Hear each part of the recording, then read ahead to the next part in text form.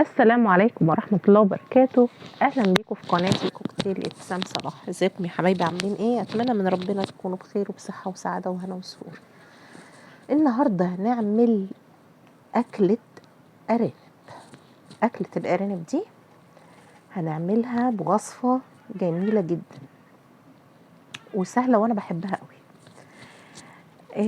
ودايما دايما دايما ما بعملش غيرها بصراحة في أغلب الأوقات. زي ما انتوا شايفين كده بنقطع أجزاء الأرنب بتاعنا. ادي الورك هنقطعه لجزئين يمين وشمال، وفي نفس الوقت هنكون محضرين بصلاية مبشورة وشوية ملح وفلفل وبهارات فراخ. هيتبقى عندنا الوسط، هناخده كده.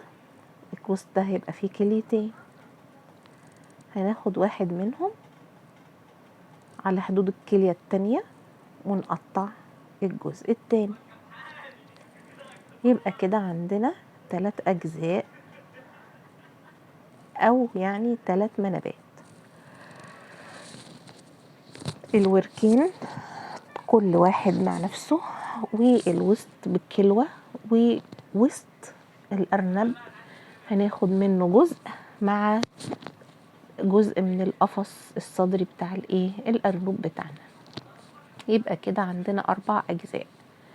أما الجزء العلوي بتاع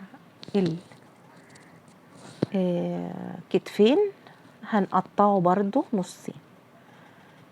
ادي كده عندي 4 أجزاء يعني 4 منابات، وهنفصل الأكتاف. يبقى كده يبقى عندنا 6 أجزاء يعني 6 منابات. الأرنب يكفي 6. حلو قوي، جميل، هيأكلكم ويشبعكم ويبقى زي الفل اهو. شفتوا ازاي بنقطعوا الأجزاء؟ شفتوا الطريقة؟ طريقة ممتازة جدا. هي دي تقطيعة الأرنب على طول. لو هتحشيه ما بتقطعيهوش وبتحشيه بحاله زي ما وريته لكم قبل كده في فيديو قبل كده. ادي كده عندي 6 أجزاء هم. هعملهم بقى ازاي؟ هغسلهم كويس تاني بعد التقطيعة دي، وهحطهم في حلة. الحلة اللي انا هشتغل فيها على طول. تمام.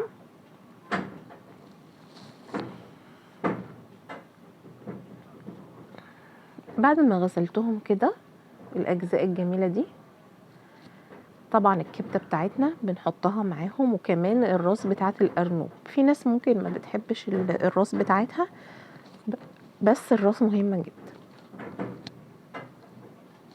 هنحط كده التوابل بتاعتنا، الفلفل مع توابل الفراخ مع الملح مع البصلاية، ونقلبهم مع بعض كده وننزل بيهم على أجزاء الأرانب بتاعتنا، وندعك كده الأرنب بالبصلة وممكن تحط لها كمان، يعني بدل ما تبقى بصلة لوحدها ممكن تحط لها معلقة من الثوم المهروس مع المقدار ده كده، ونقلبهم في بعض وهنرفعهم على طول على النار. احنا مش هنسيبهم كتير، يعني احنا بعد ما قلبناهم كده على طول هنرفعهم على النار ونقلبهم كده على طول. هتقولوا معقولة هي هتاخد من التتبيلة؟ ايوه هتاخد من التتبيلة، وهتدوقي الأرانب طعمها جميلة جدا. بعد كده هنزود لها المية، ولما تستوي هنطلعها كده في طبق زي ما انتوا شايفين، وهنحمرها على طول في شوية من السمنة الممزوجة بشوية من الزيت. ما شاء الله، أكلة تحفة وخفيفة وجميلة جدا وصحية. ادي الأجزاء بتاعت الأرنوب جزء جزء. ممكن نقدم كمان معاه طبيخ مختلف عن الملوخية، ونحط كمان رز أو مكرونة. ولو عجبكم الفيديو ما تنسوش دعموني باللايك وشير وسبسكرايب والكومنت عشان يوصل لكم كل جديد هقدمه لكم في قناتي كوكتيل ابتسام صلاح. باي.